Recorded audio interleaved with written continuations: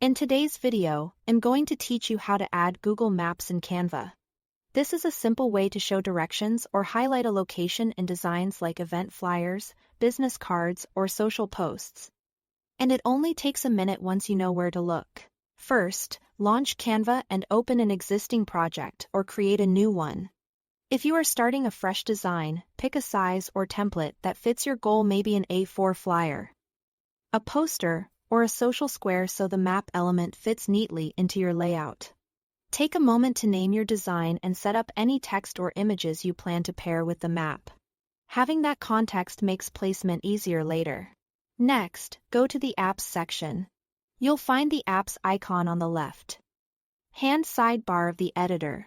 Click it to open Canva's library of integrations.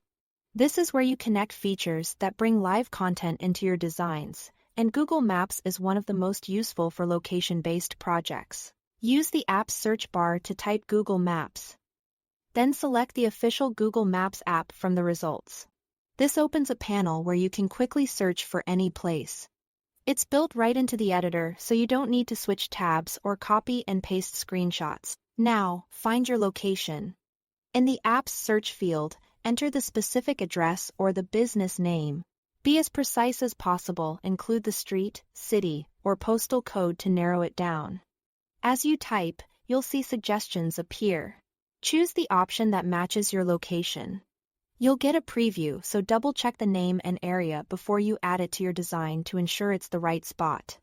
When you are ready, insert the map by clicking the location preview. Canva will place the map directly onto your canvas. From here, you can drag the corners to resize it while keeping the proportions intact.